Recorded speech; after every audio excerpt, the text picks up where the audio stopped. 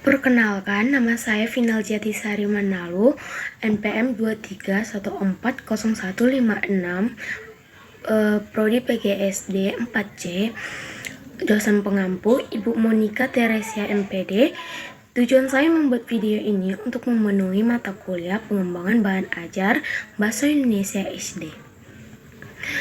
Baiklah, saya akan menjelaskan yang pertama, definisi bahan ajar. Mendefinisikan bahan ajar sebagai segala bentuk bahan yang digunakan untuk membantu guru, instruktur dalam melaksanakan kegiatan belajar mengajar. Bahan yang dimaksud itu bisa berupa tertulis dan tidak tertulis. Mendefinisikan bahan ajar atau materi pembelajaran sebagai pengetahuan, keterampilan, dan yang harus dipelajari peserta didik dalam rangka mencapai standar kompetensi yang telah ditentukan secara terperinci.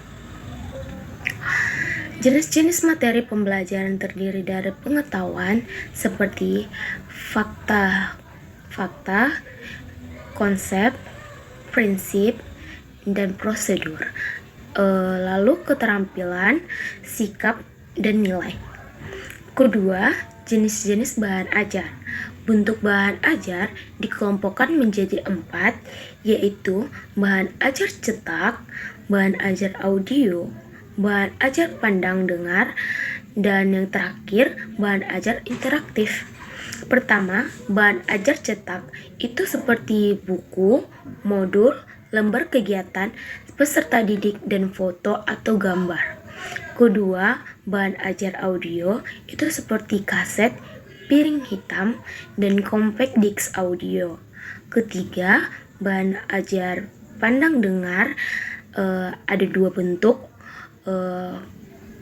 Pertama itu video atau film, dan yang kedua itu orang atau narasumber.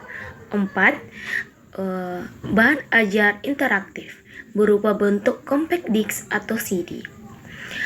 Baiklah, pengembangan bahan ajar dapat dilakukan sendiri atau sebuah tim pengembang bahan ajar.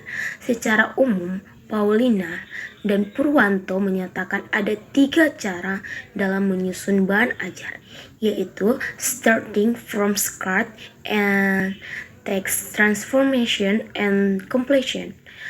Oh iya, apa sih yang disebut dengan prinsip pengembangan bahan ajar? Prinsip pengembangan bahan ajar ada 2, yaitu prinsip relevansi atau keterkaitan materi sesuai dengan tuntunan standar kompetensi dasar. Kedua, prinsip konsistensi. Dimaksud jika kompetensi dasar yang harus dicapai siswa ada 4 macam, maka bahan ajarnya pun harus 4 macam. Penjelasan selanjutnya adalah kaidah penyusunan bahan ajar. Penyusunan bahan ajar baik untuk proses instruksional jarak jauh maupun secara langsung tatap muka antar guru peserta didik merupakan ciri dari sebuah sistem instruksional.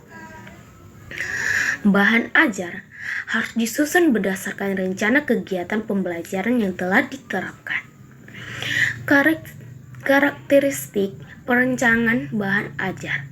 Perencanaan bahan ajar menjadi hal yang sangat penting dalam proses pembelajaran, maka modul yang dikembangkan harus mampu meningkatkan motivasi dan efektivitas penggunaan.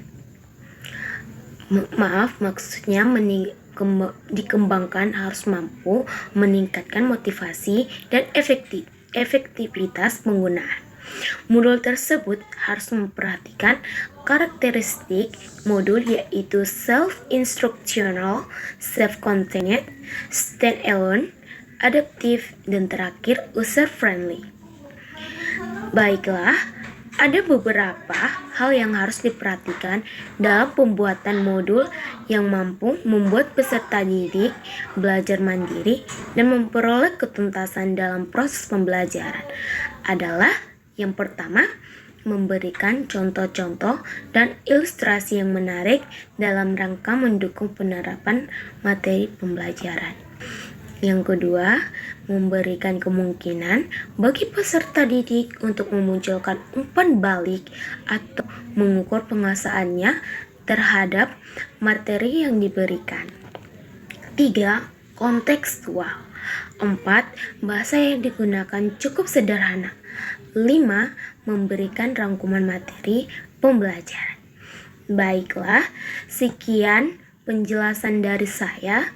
Bila ada salah dari perkataan saya, mohon dimaafkan. Sekian, terima kasih.